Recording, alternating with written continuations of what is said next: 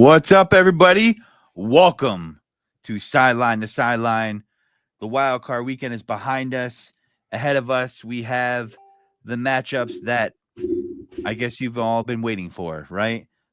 Some people, sorry, Brett, some people weren't, but it's okay. There's always next season, but you know what I'm saying? Like, we've all been in that position, so I'm not gonna hate on you.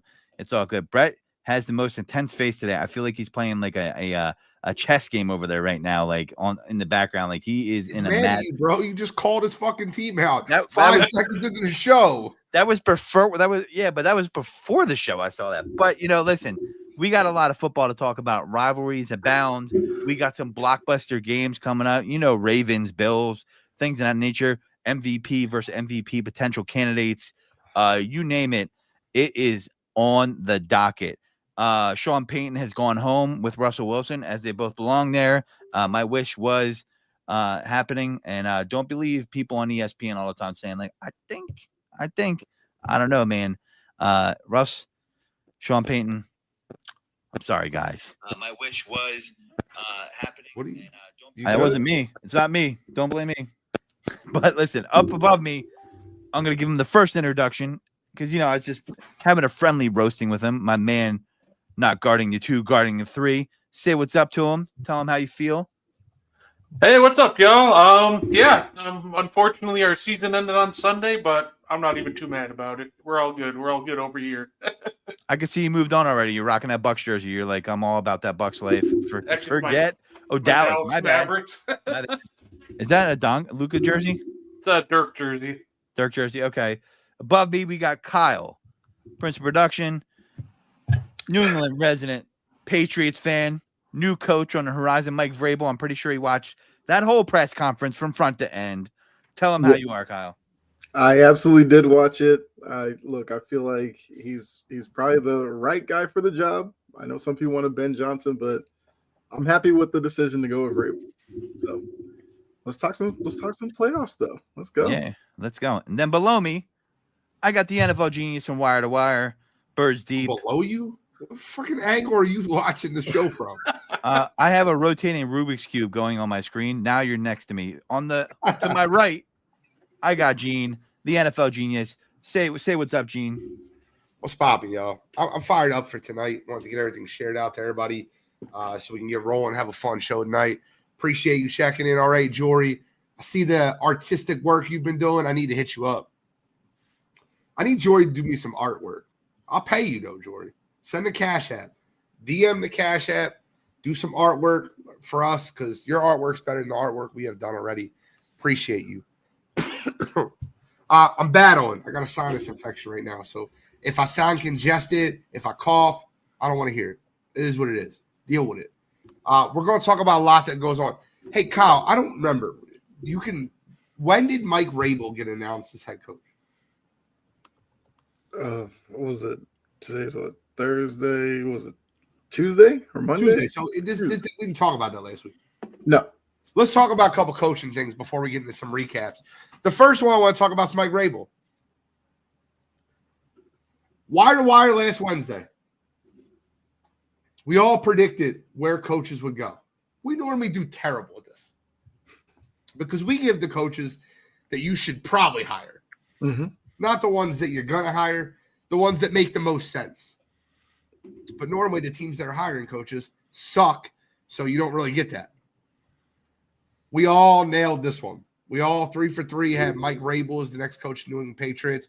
He's a Patriot guy. I hope they give him the time to build. All I want to know is if he goes 4-13 next year, do you think they fire him after the end of the year? No. Why is that? So when all of the Kraft Belichick stuff was going down, like Mayo was on the verge of like slipping out and going to Carolina, but Kraft wanted to keep him. So reworked his deal and was like, you're going to be the next head coach. When Belichick actually left, Vrabel was the guy that Kraft wanted, but he had to honor what he put in Mayo's contract. So I think the fact that they got Vrabel with him just laying out there for anybody to get, and they got him, I think they're going to give Vrabel the necessary time to fix it. Like they've already said, he's going to have final say on like personnel and everything, like they are giving him the room to do what he needs to do to fix that Patriots team. I hear you. I'm almost being sarcastic because it frustrates me what they did to Gerard Mayo. It frustrates me what they did to Antonio Pierce. Yes. Yeah. I would be more frustrated with what they did on Antonio Pierce and Gerard Mayo. I just think Gerard Mayo was not ready. I just personally, Antonio Pierce, I don't feel that way about. And I just think the Raiders are going to continue to Raider and be a shit organization with owner with a shitty haircut. I get it. All right. So the Dallas Cowboys, in typical Cowboys fashion, guys, let me ask you a question real quick. When they gave Dak Prescott his extension, do you think it was too early, too late, or right on time? Too early.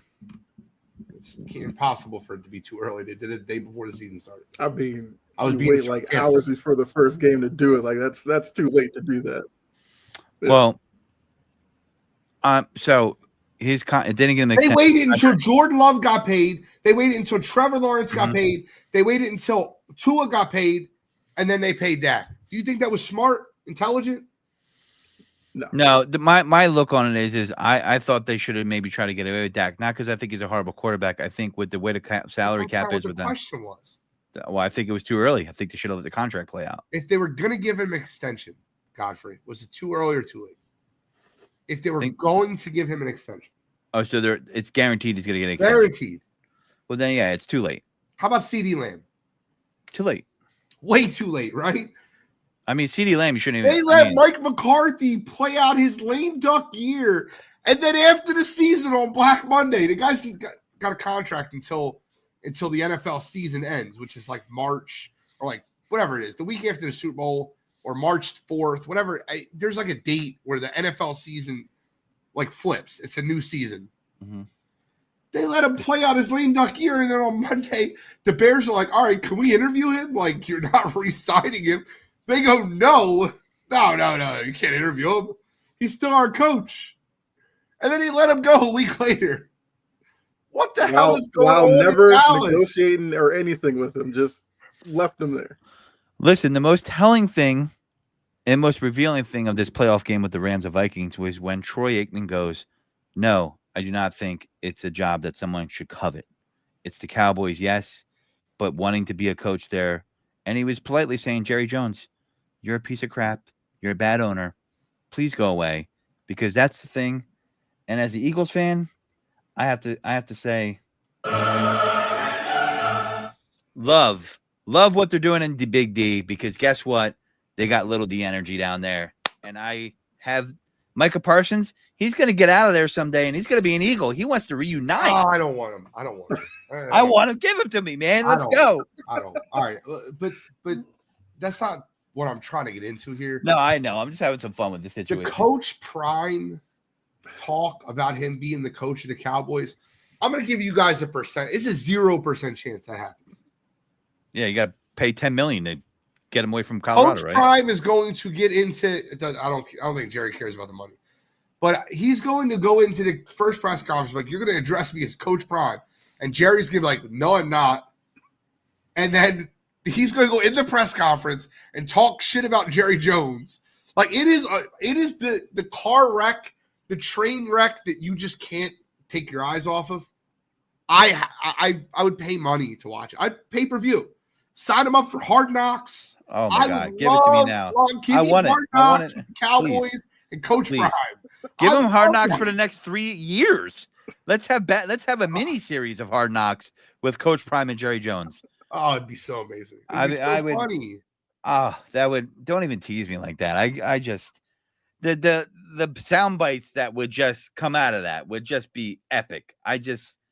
It would be like Jersey Shore meets football. I just could not stop watching. Yeah. Brett, what's going on in Dallas? You're wearing the Dallas jersey, bro. I know. This. They have no idea what they're doing. Is in all reality, that's kind of what's happening. Is I don't know, but the bigger problem is they don't seem to know either. If you know Mike McCarthy's gone, why wait a week to fire the guy? Just get rid of him and start your coaching interviews because now you've fallen a week behind on coaching interviews. So They know what's wrong. It's like I can leave you 3 organizations where they have yes men that kiss their ass, and I don't even need to be in the room to know. It's called the Yeah, Jets. like, It's why called the did it take Cowboys. you the last week of the season to decide what you were going to do with them? Like, what 'Cause- did you see differently in week 18 with Cooper Rush as your quarterback? Like, what was the conversation? Like, the season's over. It felt like Jerry was like, the season's over. I'll start thinking about it now. Where teams are like discussing this like a month prior. It's called preparation, Jerry. The season's about to start tomorrow night. All right, fine. Come on in, Dak. We'll sign that extension. Like, what? Dude, he just has an iron grip on organization, and it reminds me of the Raiders and the Jets. Like, these are bad owners, and people will not tell them when they're wrong to their face because they're all sycophants. They're just surrounding him with yes men. Dude, I mean, come on.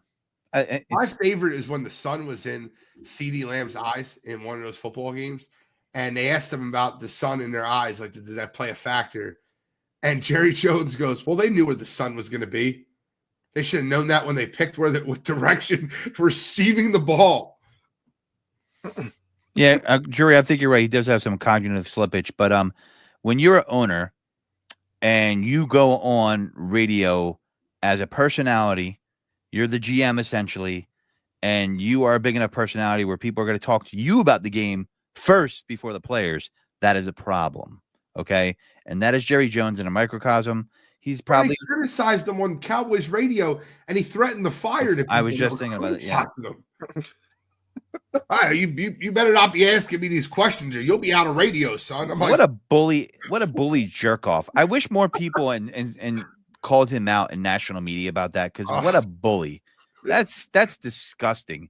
Like, to me, like that to threaten someone's career that's probably a low-level radio guy that's probably worked 20 years to get that position, and you want to threaten him because your little dick energy man ego was hurt.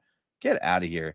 The Stars, like, it's the Dallas Cowboys shrinkage. It's the Stars crumpled. It's been run over, spit on, chewed out, and pooped on, peed on, set on fire. I'm really interested to see how a lot of these head coaching jobs get filled. I do find it very interesting that Aaron Rodgers was in the news this week, and he said, Rodgers says Jets' future hinges on new GM and head coach. Aaron, I got a news flash for you, brother. You're not coming back. Yeah. It's over. This is happening. Hold on. But you say that. Where in the F does Arthur Smith deserve an interview for the Jets? Arthur Smith. I don't care about that. I don't care about it. As long as they don't hire him, I don't care about that. Do you think you're going to hire him? I don't know. I don't. I think Rex Ryan gets the job. Kyle, really? it's in your division. Yeah, I do. Kyle, it's in your division. Yeah. Who do you think the Jets' next head coach is? I think it's Aaron Glenn. He played there. It would make too much sense not to hire him. Like, Rex Ryan would be like, I get Rex Ryan as a brilliant defensive mind or whatever, but it's like we've been there, done that. Do you really want to go back to it? At least Aaron Glenn's coming in, younger guy, fresh approach. He played there. Like, Woody and the Jets fans, the Jets fans probably hate Woody. What olive branch would it be to bring back an actual Jet player and who's a hot coaching commodity? Like, it makes too much sense, which probably means they probably won't do it. But like, that's who I think should be the Jets coach. That was Rex Ryan in the background. He's trying to touch some feet. Listen, I agree with you on that. Here's the thing, though. Aaron Glenn would make a lot of sense. I don't think Rex Ryan's going to happen. If I'm a Jets fan, I'm going to give you guys an offer as an Eagles fan. I'm going to extend an olive branch. Leave the Jets fandom. If they hire Rex Ryan or Arthur Smith, I give you permission to come be an Eagles fan. The colors aren't that different. Jump on here. We will accept you with open arms. We're going to extend an olive branch to you. Leave this team. This is a factory of sadness. It is unbelievable. And I just can't imagine being a Jets fan. It's ridiculous. So I got the odds. How are they entertaining Rex Ryan? Come on. I got the odds up for the next head coach for all teams. Okay. And let's just pretend that the odds-on favorite gets the job. And all I want you guys to say is good hire or bad hire. That's it. Can we just limit it to 2 words? Yep. All right. Bears next head coach. The favorite is Ben Johnson. Good hire. Good hire. Good hire. I completely agree. Good hire. Cliff Kingsbury second, Pete Carroll's third, Aaron Glenn and Brian Flores are 4 and 5. Jaguars next head coach, Liam Cohen. If you don't know who Liam Cohen is, I don't expect everyone to understand that. But Liam Cohen, he's the offensive coordinator for the Tampa Bay Buccaneers. He's he revitalized Baker's career, apparently. What? Wait, hold on. Did the last guy get credit for that? That went to the Carolina Panthers. What the F is going on right now? I'm in Groundhog Day. Is this 2024 or 2025 right now? Where am I at? It speaks to the desire of that Jags job. Good hire, bad hire. If he wants it, good hire, I guess. Bad. You guys are gonna laugh at this one. I think it's a bad hire. I think it's very bad hire. I think Joe Brady should be their next head coach. But what do you think, Brett? I think it's a bad hire. The Raiders' next head coach, the odds are favored for Ben Johnson, but it's tied with Coach Prime. So we'll do Coach Prime as the Raiders' next head coach. He's favored to get the job. It would be a Raider thing to do, though. This is what they do, man. Darius Hayward-Bay, punters in the first round. This is an organizational trend. Haircuts that make you look like you're the cast of Dumb and Dumber. Okay. And I looked at it and I had a serious discussion with someone about this. I could see them hiring him and people say, I'm crazy.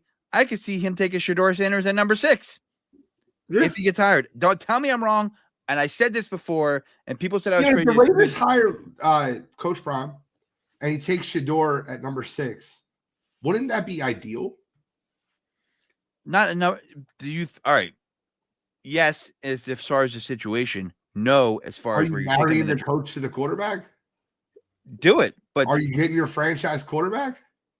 All right, let's say Steve Gutenberg is the pick from police. Is the coach? Should you take Shador Sanders in the value scale at number 6 as the Raiders, or should you trade the second or third best quarterback in this class? But not the 6th pick overall, right? I mean, he's projected to go top 5. Oh man, I don't know. I disagree. Shador could be Jaden 100%. He could. We watched Shador with no offensive line in Colorado at all, and he played really good football. Brett, how would that be a good hire or a bad hire? You know what? I think it's gonna be an interesting hire. I'm gonna go with good hire. I'm gonna go with good hire. I think they would make it work, and getting Shador at 6, I think, would be absolutely excellent for the Raiders. I agree. I'm gonna go good hire. I want to see it happen. I want to see Prime in the NFL as a head coach. I don't care.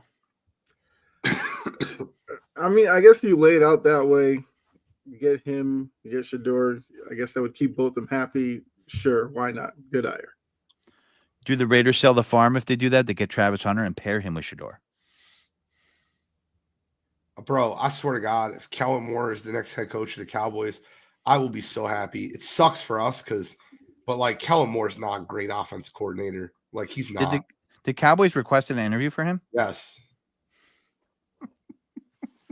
like he wasn't there like not too long ago.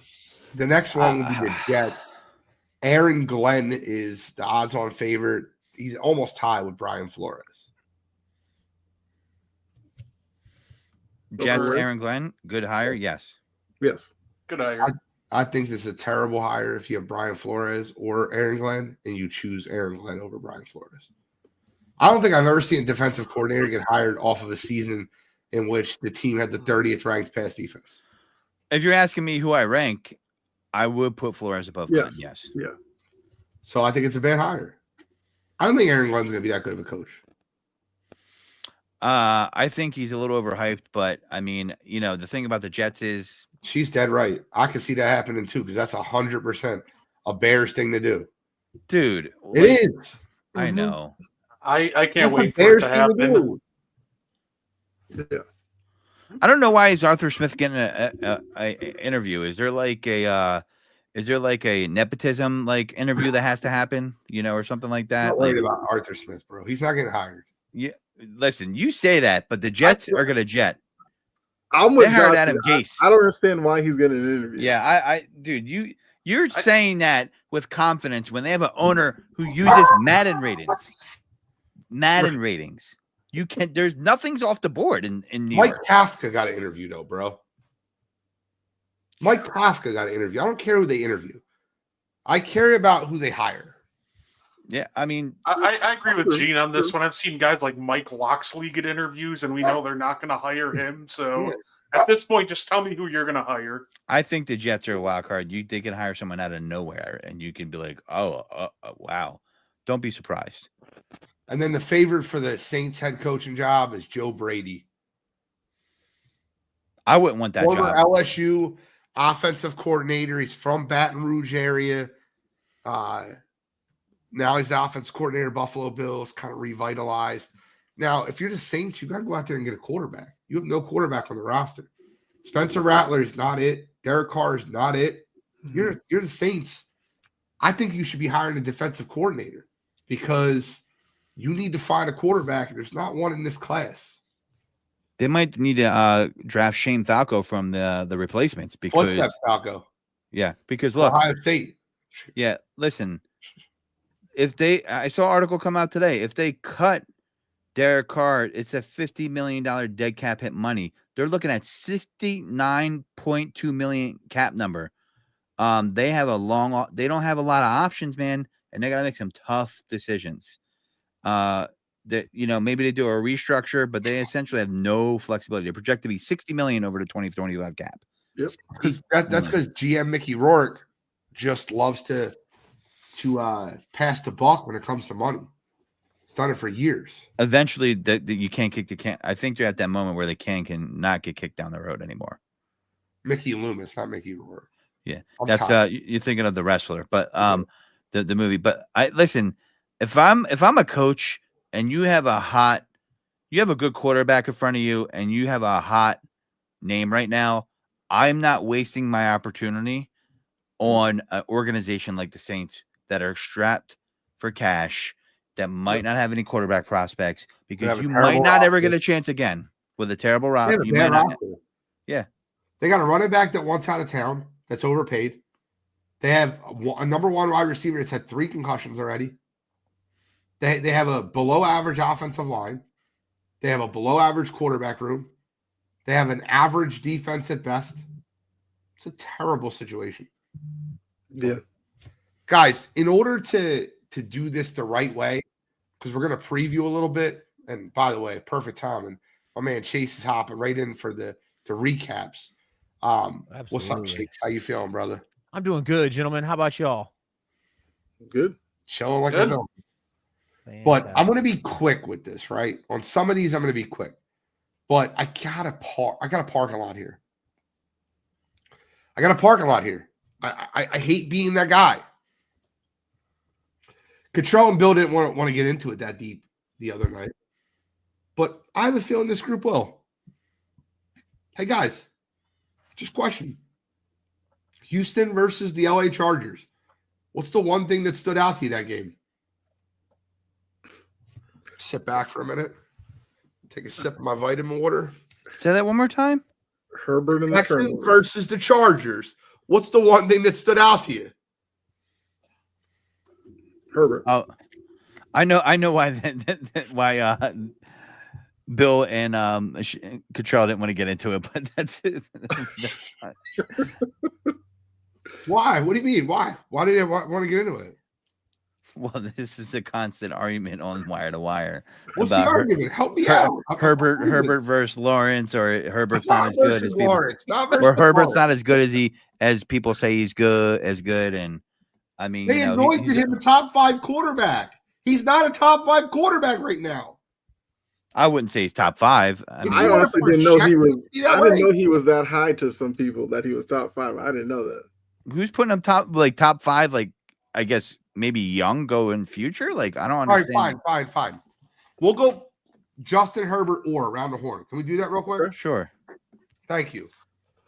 So we're going to take the big four out. No one's arguing Justin Herbert over the big four. That's Mahomes, Burrow, Jackson, Allen. Let's just take them out. We're good. That's the big four in the NFL. Okay. We'll do the next 7 quarterbacks, and we'll see where you have them. Okay, I'll start with one I think that's rather easy. One I actually almost fought Cottrell, and he actually switched it. Justin Herbert and Matt Stafford, 1 season only. That's Stafford. You said 1 season only? Yeah, next year. It's not like a lifetime achievement award. We're ranking the quarterbacks right now. And you hate Matt Stafford. It's so wild. I don't hate him. I'm just Bro, you went on the biggest tear when the Lions traded for the Lions traded Matt Stafford to Rams, saying they'll never win anything in LA, and then he won the Super Bowl. Yeah. First quarterback to win a Super Bowl, leading the league in interceptions too. So this is what I mean. He hates him. Yeah. Hates him. He's a good quarterback. I don't hate him. I just think that the way what they paid for him, How I'm are like, you you better win the pausing Super it? Bowl. Stafford or Herbert? He Why doesn't is hate him. pause? He just doesn't like him that much. Oh, I'm going Herbert on this. How? I can't. I need to leave. This is like Jordan answered Cooperstown, Louisville. I'm going. How? I'm going Herbert. Dude, what's the roster they had in the Greg Roman offense? And with that, Stafford or Herbert? I would take Stafford. I probably like Herbert a little more, but I can't take him over Stafford. Chase, Stafford or Herbert? I mean, it's close for me, but I'll still take Stafford. But I mean, it's still really close. I get like his numbers don't match up, but I mean, he's got the mechanics to be as good as It's not a Josh Allen. projection, though. I'm asking where he's at. Yeah. Not No, I mean, he's yet. not top. He's not top 5. He's not top. no, 5. he's not top Who's 5. your 5th then? I would not have him top 5. Well, then Godfrey, you say that, but the 5th best quarterback in football is Matt Stafford. What are we basing off? Like QBR? We're basing it off of if you had to win 1 game for the rest of your life and you had to start the quarterback, and Mahomes, Brady, Allen, and Jackson are off the board, who are you taking next? I'll tell you what. I'm cheating, guys. I'm going to pull up a list of the starting quarterbers in the NFL. I have them.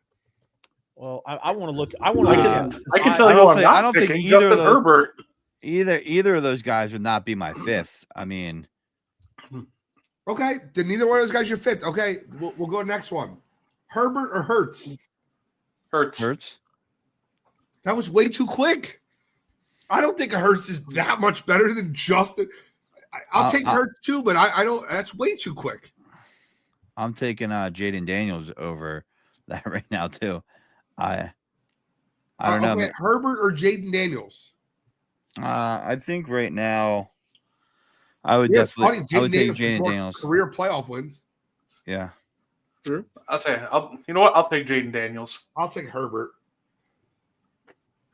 I take Justin Herbert or CJ Stroud? CJ Stroud. I'm taking Herbert. Stroud had a rough year. I really like Stroud, so I'm going to say Stroud. I'm taking Herbert. Yeah. Justin Herbert or Jordan Love? Jordan Love. So quick. There you go, Brett. I mean, come on. We knew that. Combined for 7 interceptions this weekend. Go ahead. Sorry. No, you're fine. I apologize. I'm taking Herbert over Love. Same. Oh, God. This is my 8-9, guys. I just did this the other day. I did my top 10. This is my 8-9. No, I wouldn't pick Stafford or Lamar Jackson. Answer in the comment in the chats.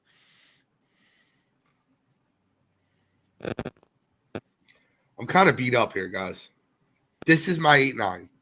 And if I go by my list, I have to go Love over Herbert.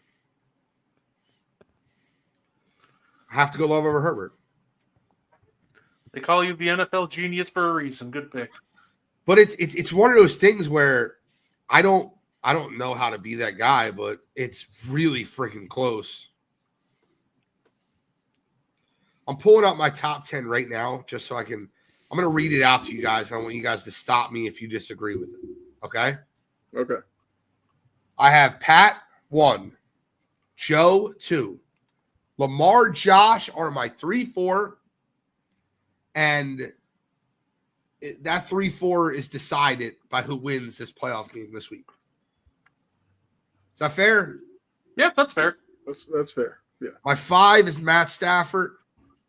My 6 is Jalen Hurts. My 7 is Jared Goff. My 8 is Jordan Love. My 9 is Justin Herbert. And my 10 is Baker Mayfield. Appreciate the love to Baker. Jaden Daniels and CJ Stroud You finished. mean the guy that led the league in turnovers, Baker Mayfield? Bro, okay. It's I intangible. mean, that does matter. It does, but John Suggs asked, no Dak? No doubt. Here we go. This is too easy. It would be Justin Herbert. yes.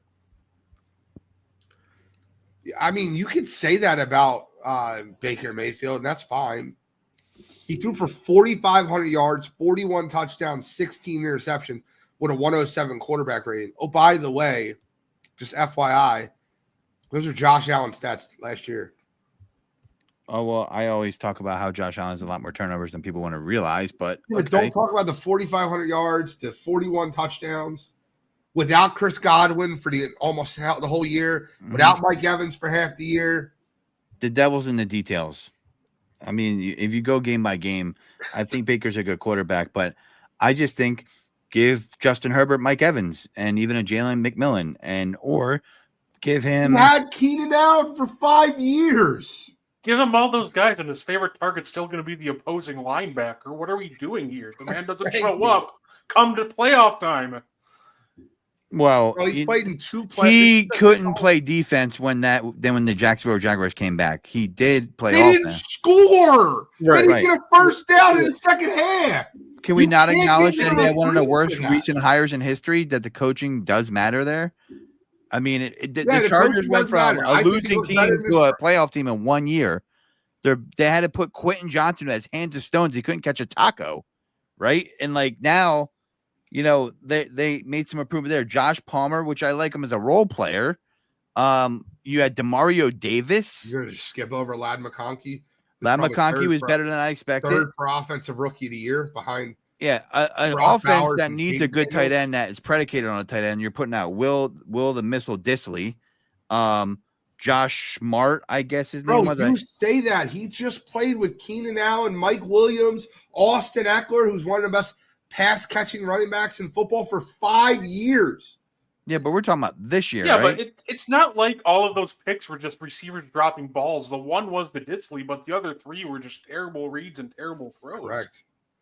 Right. Dude, The one was the offensive line wasn't getting it's the eviscerated. offensive line. This is what I mean about Justin Herbert. Rashawn He has Slater. He has more excuses made for him than any quarterback in football.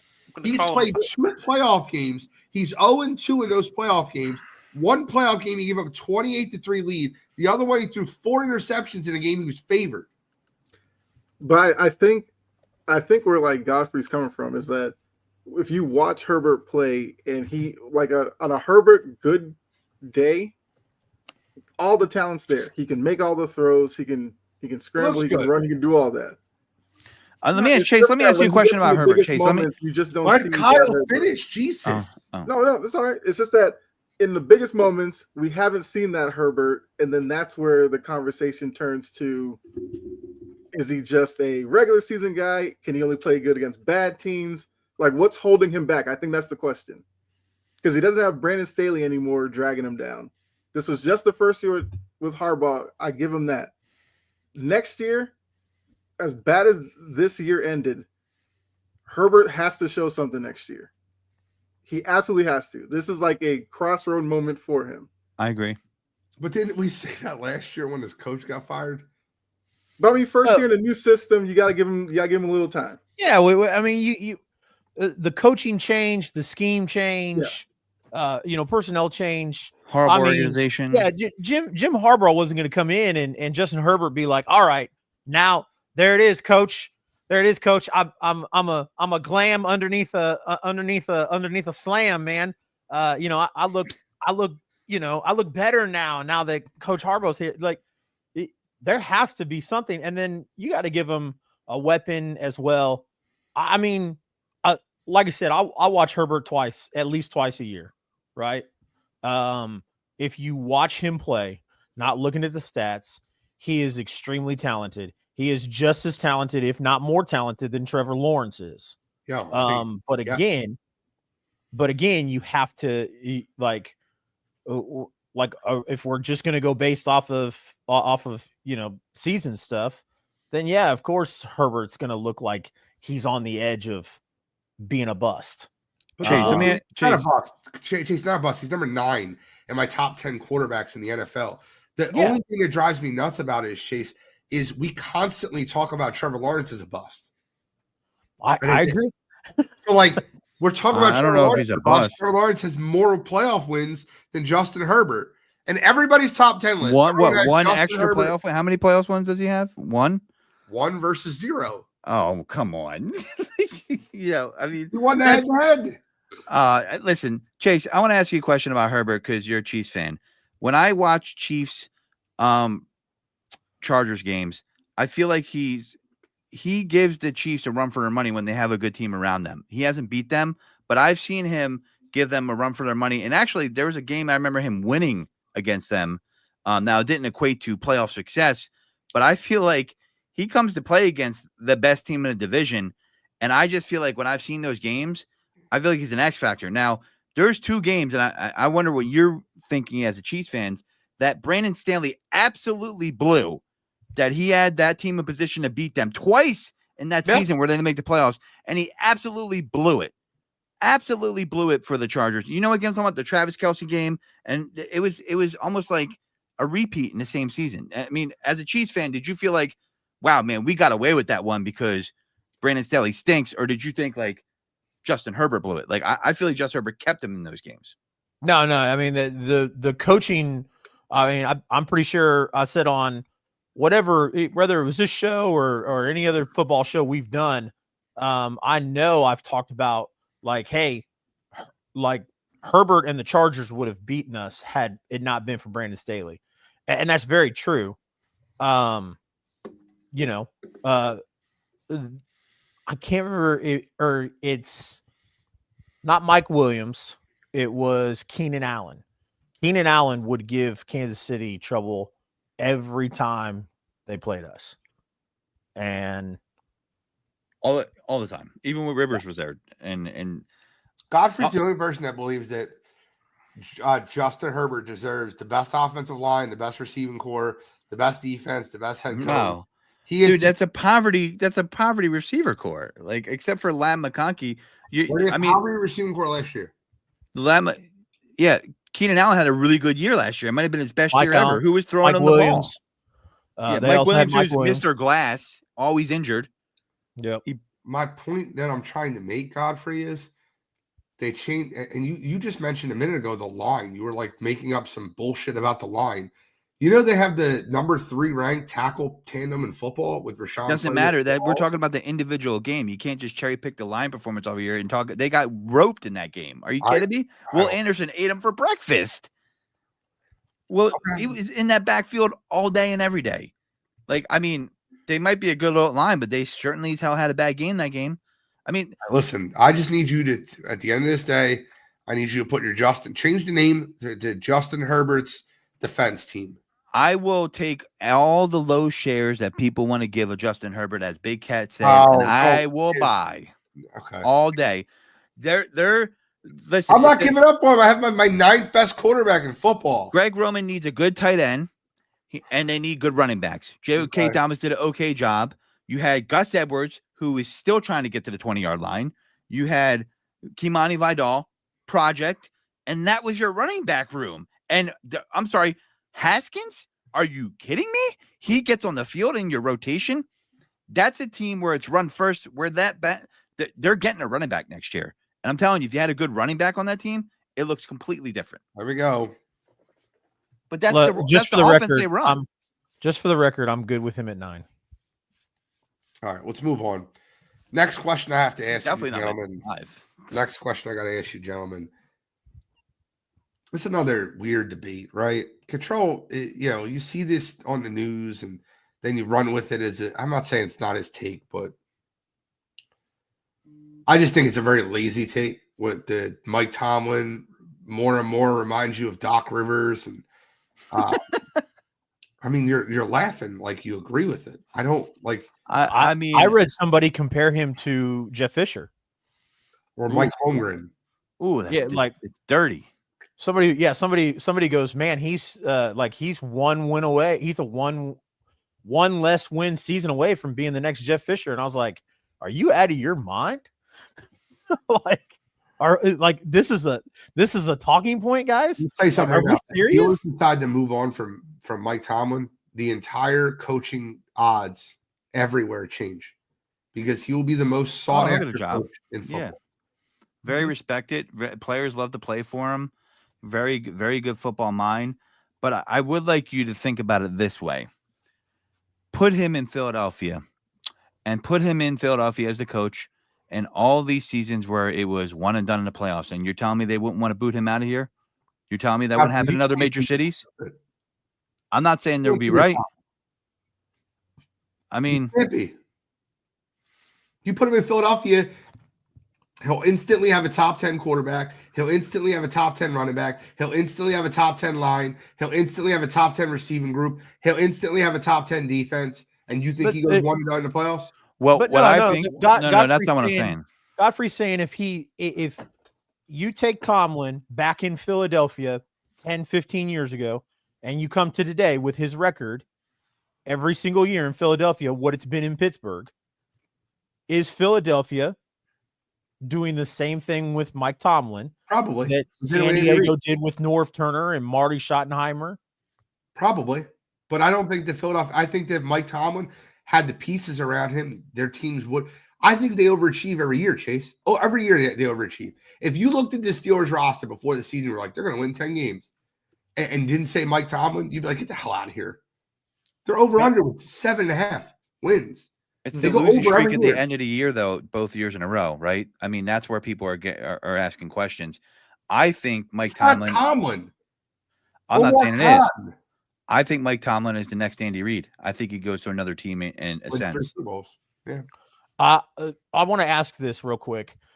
Do you think that Mike Tomlin makes his coordinator hires? That's an important question. I don't think he does. I don't think he does either. Yes.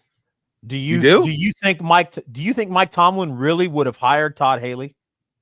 Yes. Or do you think that Todd Haley got that job because of his family ties and family history in the Pittsburgh Steelers organization, and that somebody higher up from Mike Tomlin made that hire?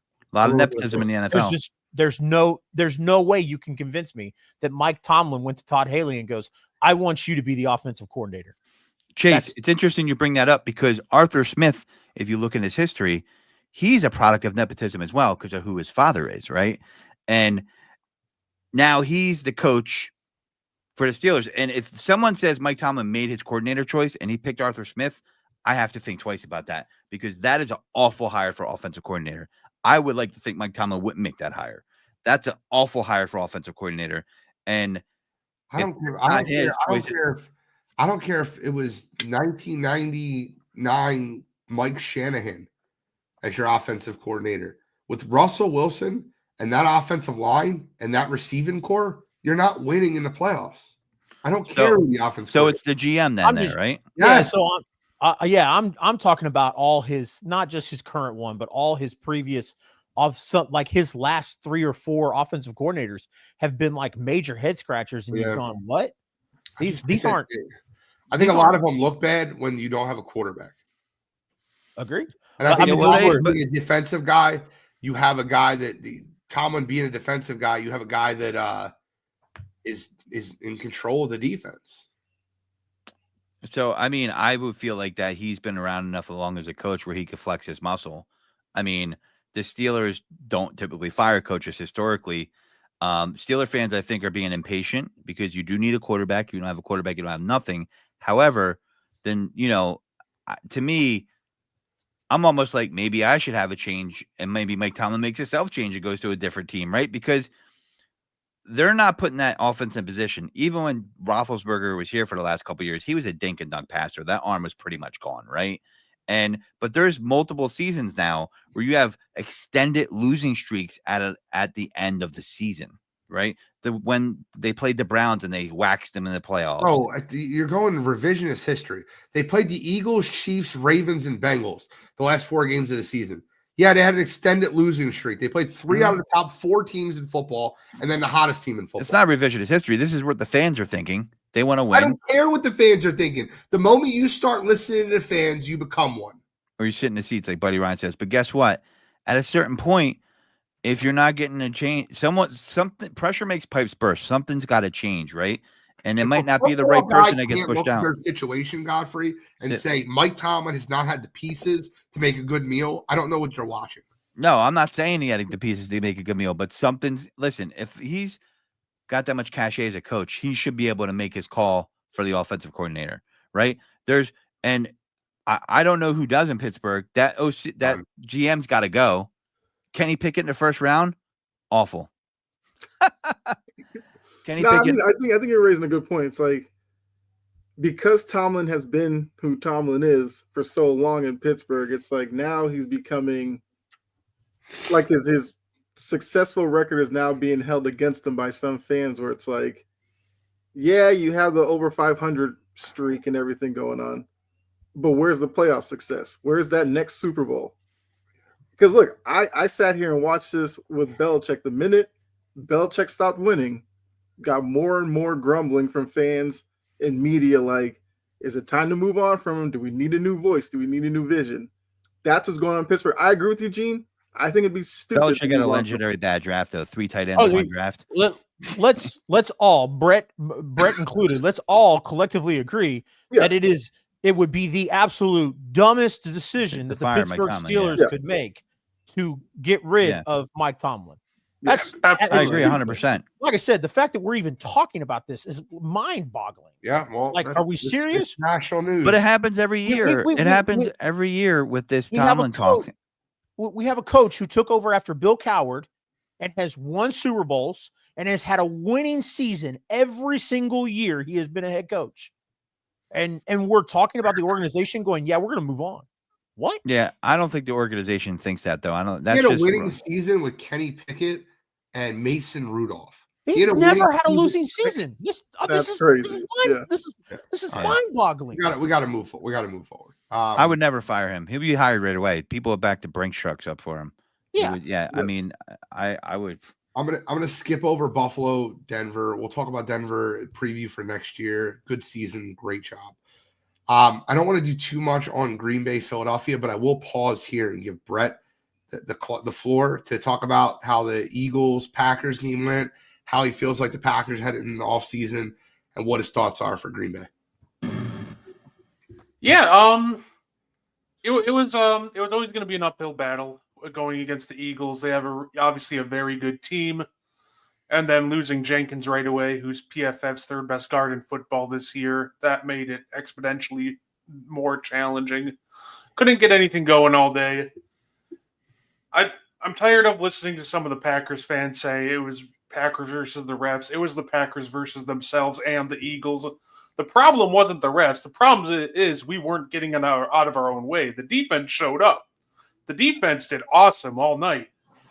But when we're shoving Barkley after the play, we're missing field goals, we're turning the ball over on special teams, those are just mistakes we can't afford to happen. So I don't want to hear any Packers versus the refs. It was the Packers versus ourselves.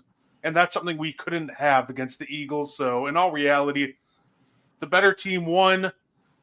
Going forward, I'm looking forward to this. This is one of our first years with all the dead money from the Rodgers era pretty much completely off the books. We're going to have a lot of cap space. We're going to have, I think after all extensions and draft class, 25, 30 million, even more if we do some restructuring. So I think we had a fantastic year.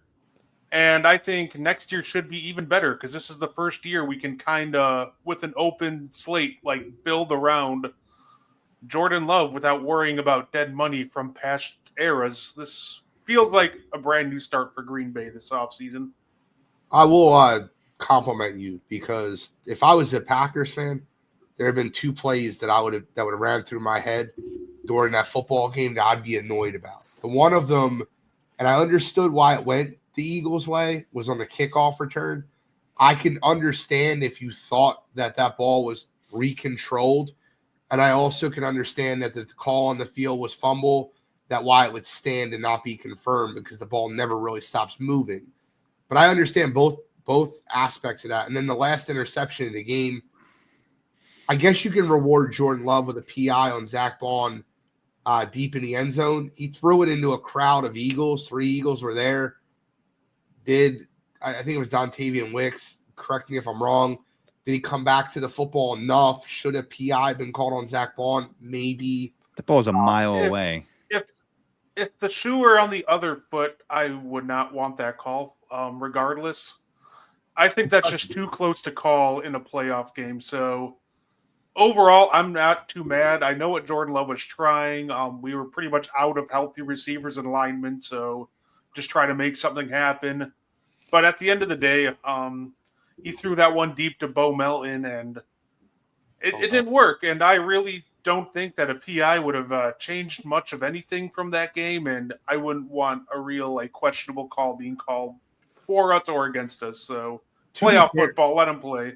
And to be fair, I thought that the pass interference they called on Quinyon Mitchell that led to the 1st and goal was a bad call on Philadelphia. I thought Quinyon played great defense on that play, and that Dontavian Wicks, I knew it was Dontavian Wicks on that play, really sold it. Like he was selling it during the play. He made no attempt at the football. But we'll talk about the Eagles shortly when we do a preview, but I wanted to give you a kind of wrap up on the Packers. We're 53 minutes in. We haven't done previews yet. Screw the next 2 games because they're kind of irrelevant. I'm kidding. But let's talk about previews. And Chase, I want to kind of bring you in. I don't know what the Houston Texans have done to deserve the 4:30 Saturday game for 8 straight playoff games. I don't even know how it's possible. That's absolutely – I'm not saying it's bad or good. For them, it's fine. They're the 1 seeds normally play on Saturday anyway because they want they want to get back on the field. Why the team is least rested. That makes sense. The only time the 1 seed would not play on the Saturday game is if the Monday night football game was playing the 1 seed. So they don't do the short week Monday to Saturday. But Chiefs versus Texans. And I don't want to blow through this game, right? Because we have a Chiefs guy here, 2-time Super Bowl champions, going for the 3-peat. But this isn't a football game.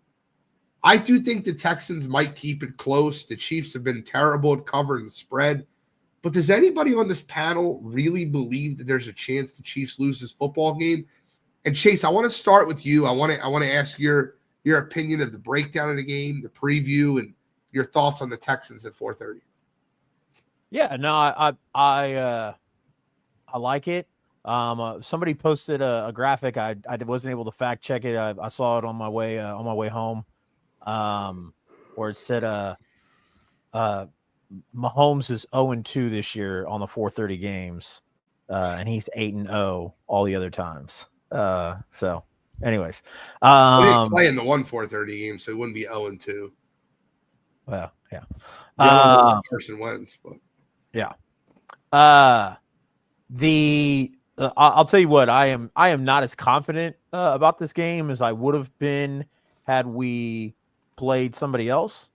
The Texans defense worries me a little bit, and the reason why is because usually around the end of the season, Mahomes, Kelsey, and the rest of the offense will get clicking. I don't feel like I know they look really good on paper. If you watch the game, there is some miscommunications. There's some issues with that line. And they didn't get in that rhythm like they normally do. So I'm a little worried about this game with that Texans defense and the way they played. But I'm still going to predict a close game.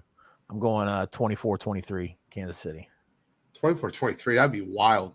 I think anybody would sign up for that as far as the game score. Kyle, give us your breakdown, your score prediction, who wins. I mean, I have the Chiefs winning, but I do think the Texans cover. I think the best thing the Texans have going for them is that defensive front. Will Anderson, like we saw what he did last week. The Texans were like top 5 in terms of sacks, so they know how to get after the quarterback.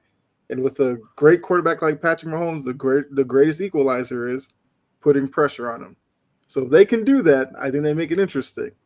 My worry is that Houston offense, which hasn't looked good necessarily like long stretches of the season, they're down Tank Dell, like they're down. I think Joe Mixon's like questionable. Like you wonder, you wonder like if the offense will be up to it in this. But I think the Texans keep it close. I would probably go like I'd probably go like 26-21 Chiefs, because I do think with Spagnuolo and what they can do defensively, like, they'll have a game plan to go up against CJ Stroud in that offense.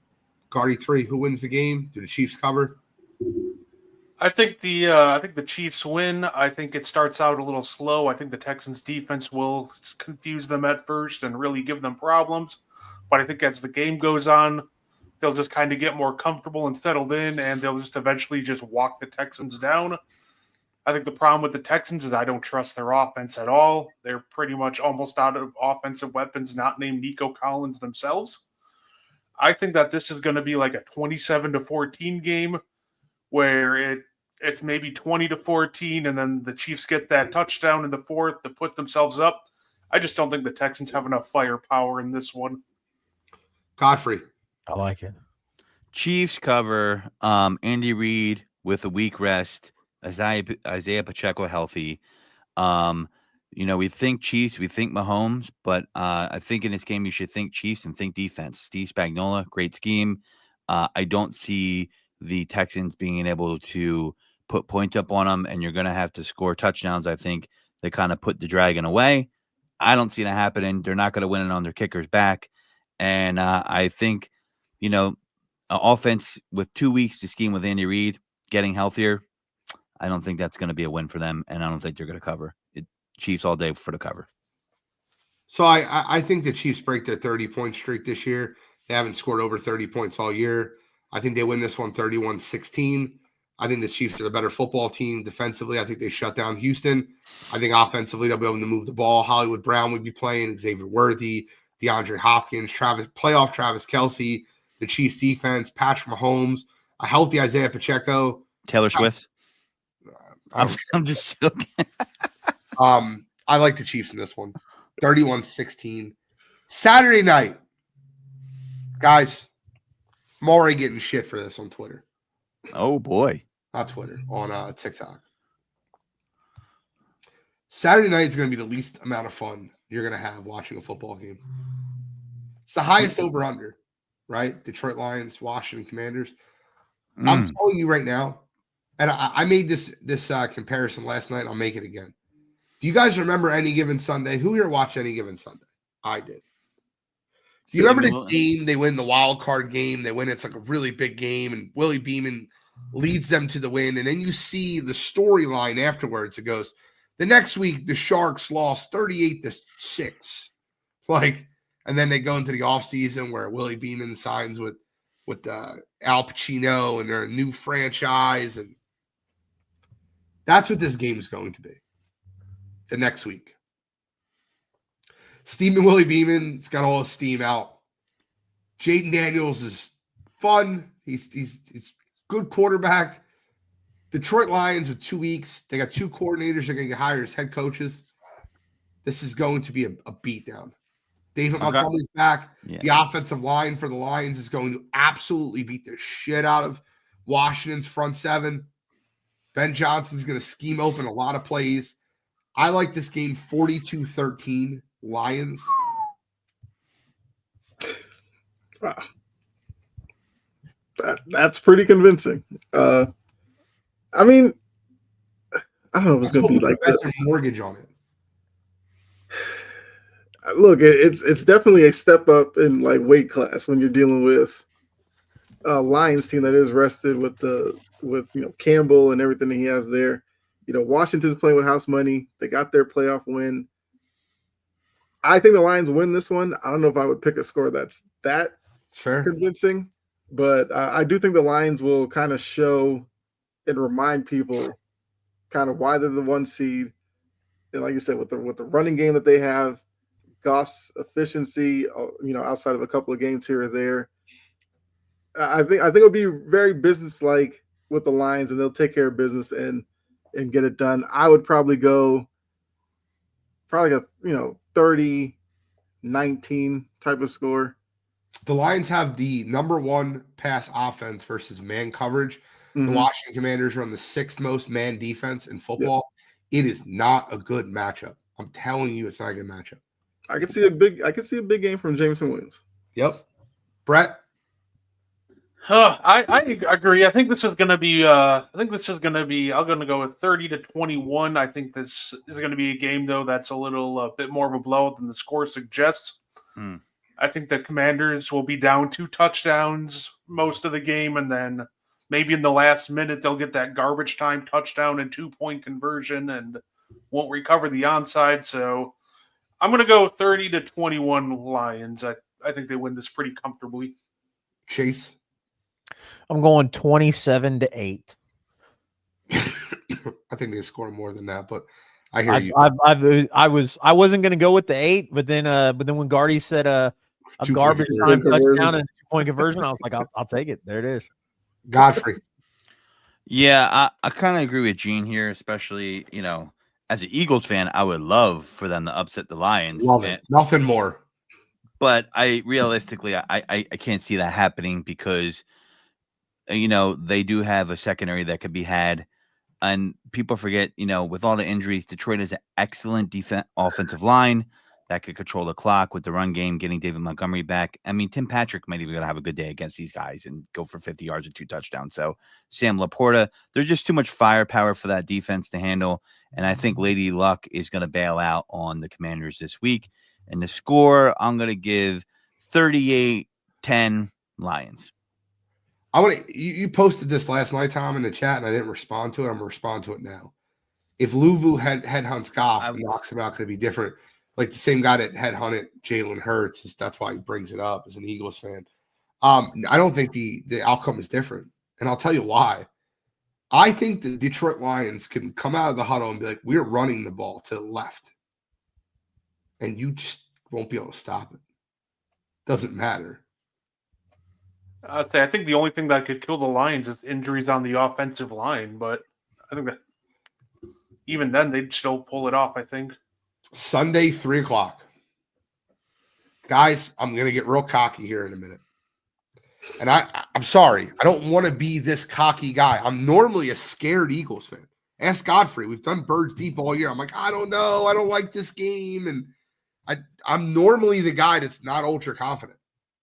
But last week I was ultra confident about the Eagles versus the Packers. I think I'm even more confident this week versus the Rams.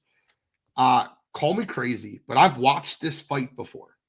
And when you watch a fight in which the Eagles dominated the trenches on both sides of the football, like, you don't think their offensive linemen are going to remember how badly they got smacked around by Milton Williams and Jalen Carter last time they played? You don't think that defensive line is going to remember Jordan Mailata? You know how players talk about their welcome to the NFL moment? Jared Verse got his welcome to the NFL moment week 12 versus the Philadelphia Eagles when Jordan Mailata flat out pancaked him on that 70-yard touchdown that Saquon Barkley ran. Saquon had 300 yards in that football. Take the Rams. Give me any logical reason, Trogan. Any logical reason you would take the Rams. The Philadelphia Eagles control the line of scrimmage. They're going to be playing in the snow. It's a short week. The Rams had to travel home after Monday Night Football, Tuesday morning, get dressed, a half a week of practice, travel across the country to Philadelphia. We were hanging out Monday. We watched the game together. Me and the Eagles players, we all watched the game together Monday night. I'm kidding, but Gene, you're forgetting one thing. Please tell me. It's going to be below freezing. Snow starts at 2 p.m. I think that definitely factors in. I was getting there. I was getting the travel back. I was getting there. I was getting right there. Travel back to Philadelphia. They play 12 o'clock their time. and it's going to be snowing on the ground. I don't know. I don't know the logic in which the Rams win this football game. Something crazy would have to happen. Philadelphia Eagles 31, Rams 17. Godfrey, you just gave your prediction on Birds Deep. What should go next? 38-13 Eagles. I'm overconfident. Yes, I'm wearing the Eagles hat, but I've seen this fight before, and I'm going to tell you that. Yeah, it's. You look up matchup wise, what they did with the Vikings will not be replicated against the Eagles at home. Cam Thomas, he's not playing in this one. Yeah, Cam Robinson, whatever his name is, that guy that was a turnstile for the Rams is not going to be playing for the Eagles. And I would like to remind people that want to pick that, you don't even have to worry about Jalen Hurts. You don't have to worry about AJ Brown or Dallas Goedert, and the Rams being a sieve for the tight end. Worry about the 300 rushing yards that they put up on him last time. The 266 that Saquon Barkley did single-handedly, averaging 9.8 yards a carry. Worry about that. And best believe that you're going to get the best run game in the NFL, and you're going to have to stop that. You can't tee off on Sam Darnold because he's seeing ghosts at home. He's not seeing them anymore. Not the same game, not the same team. It's on to an NFC Championship game for the Eagles.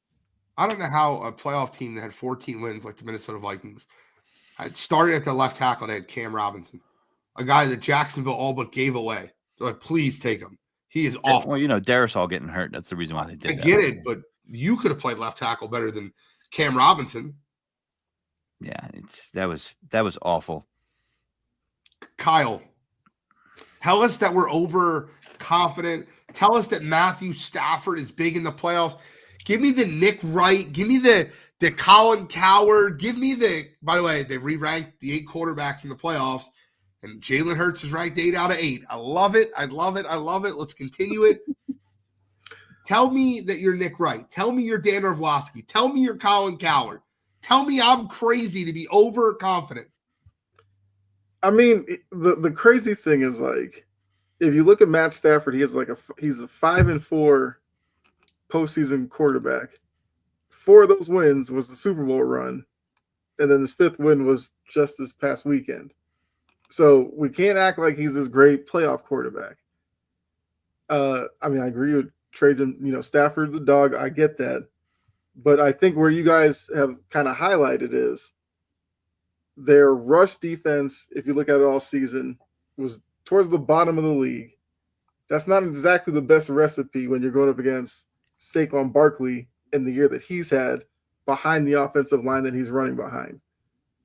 So I think if all else fails, they'll have that to fall back on and just be physical, long drives, and maybe that keeps the score a little bit closer.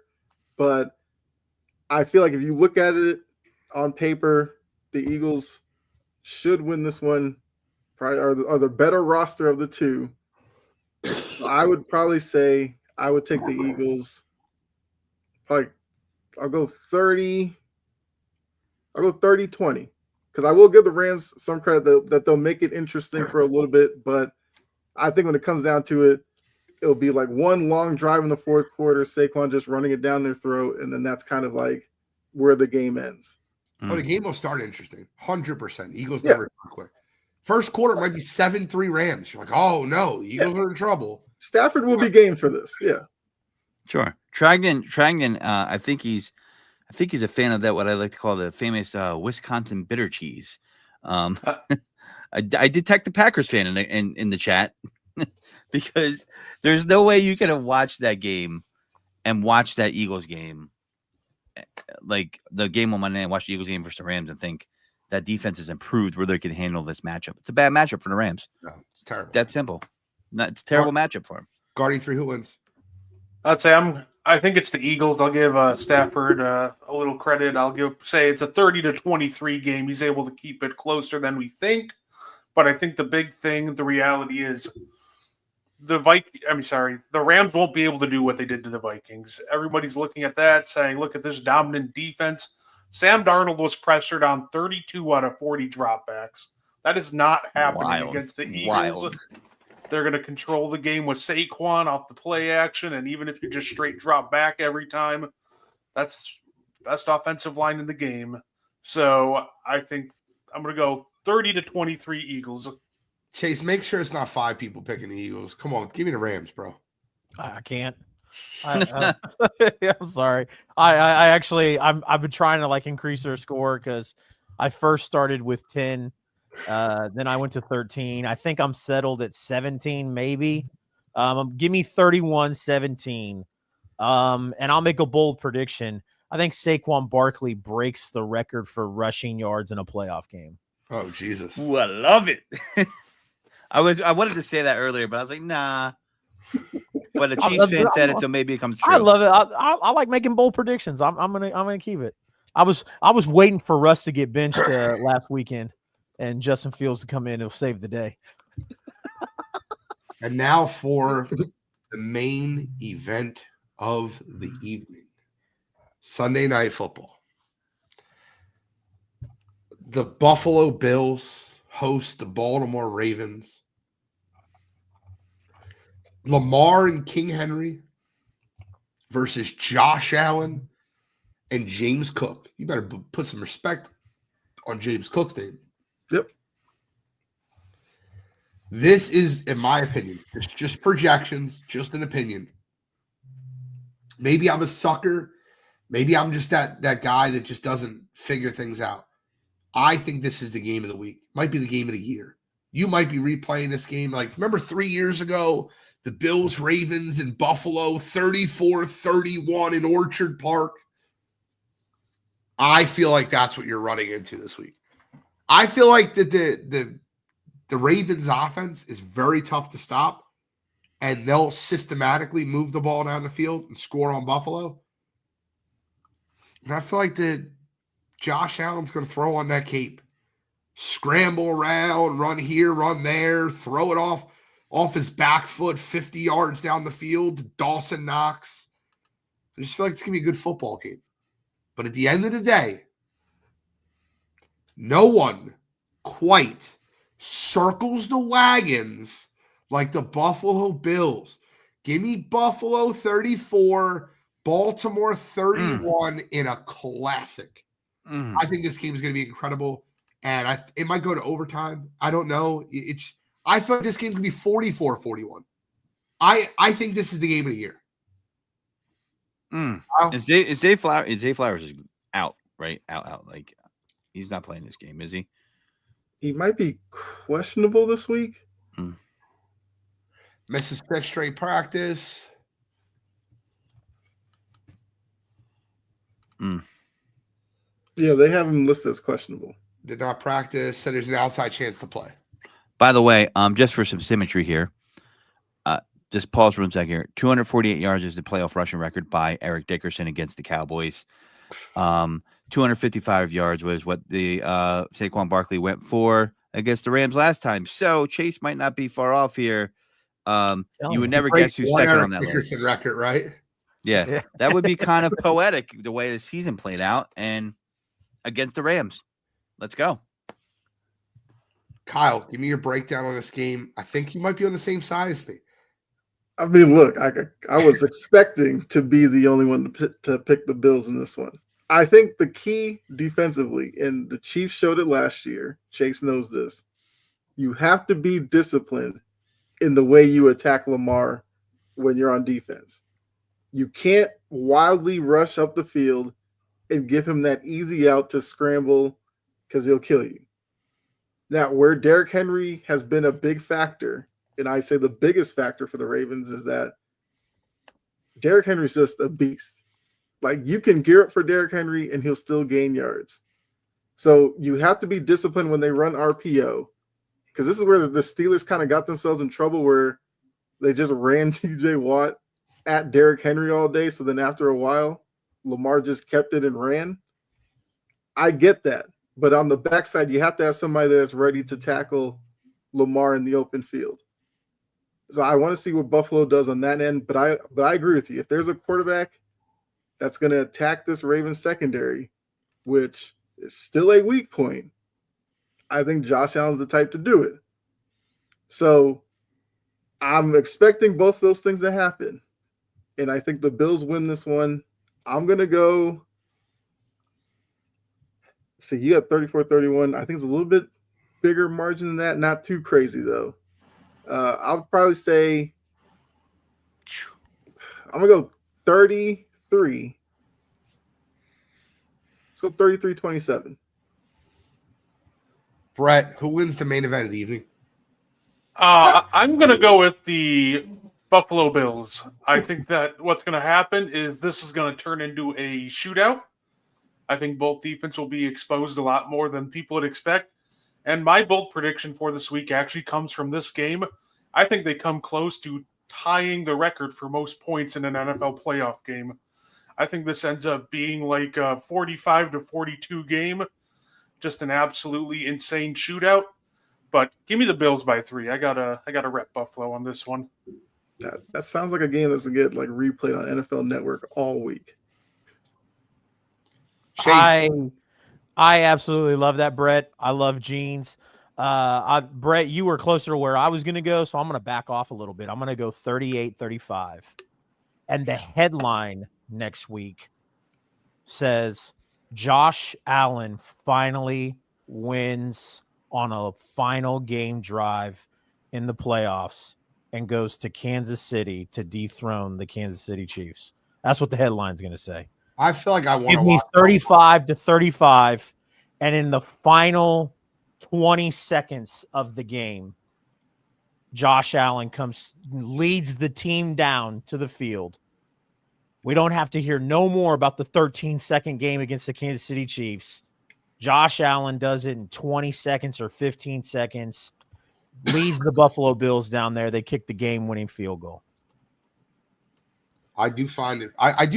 I'll tell you right now, what game I'd rather watch next Sunday is Bills at Chiefs, rematch of what happened in the regular season. That's what I want to watch.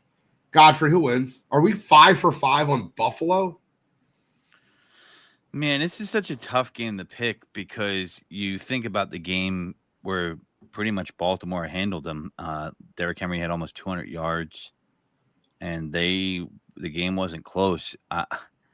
The one weakness with Buffalo is you could run the ball on them. So if you can command the run game early, you better believe that 80 yards on the first play of the game for Derrick Henry.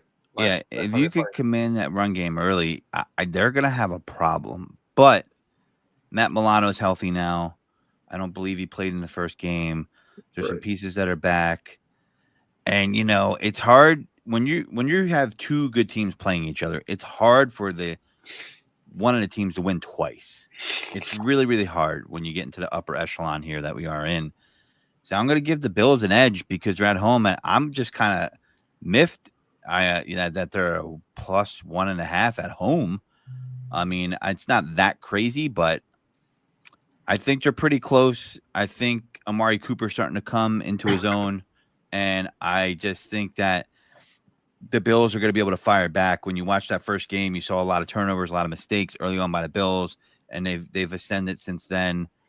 I'm going to go Bills 34-29 in a thriller. Guys, I'll say this. Yeah. I'll say this.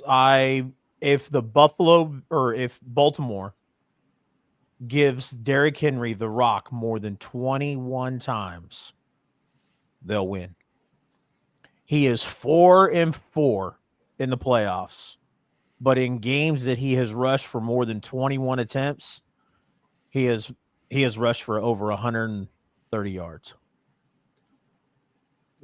I do want to give you two quick things. One thing I found very interesting.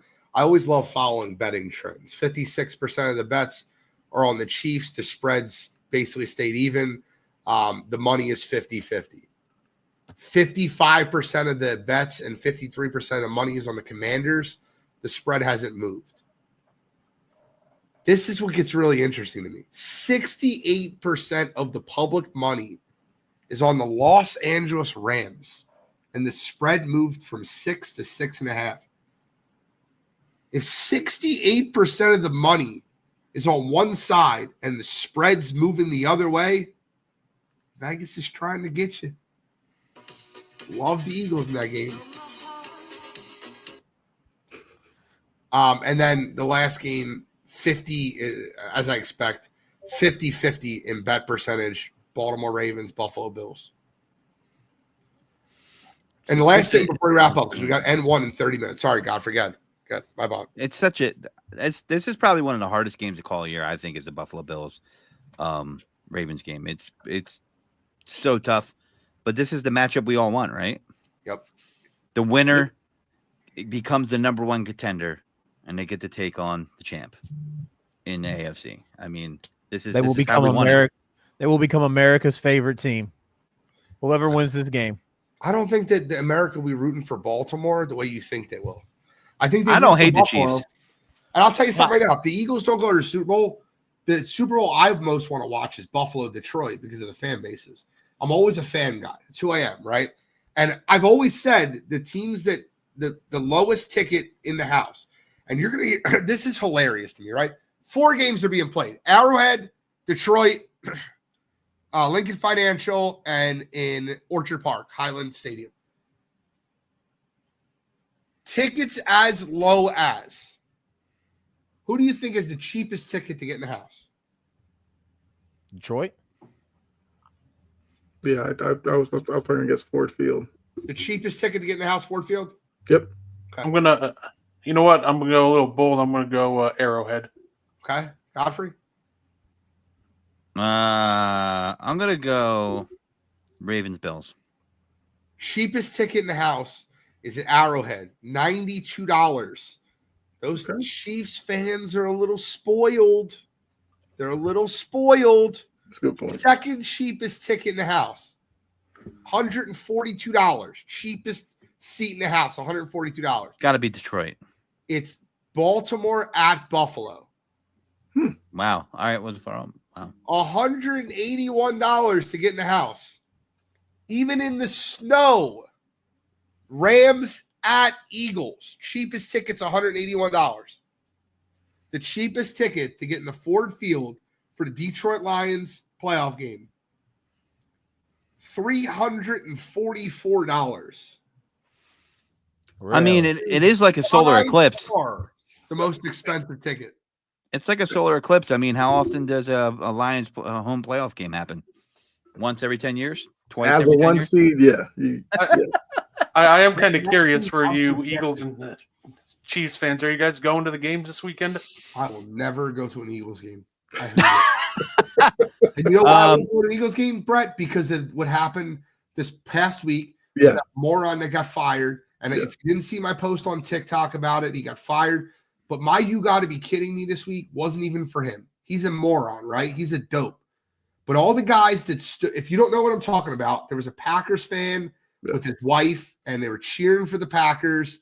And there was an Eagles fan that called her a dumb, ugly C word. I'm going to interrupt you really quick. Gene, I just found out today that was her husband.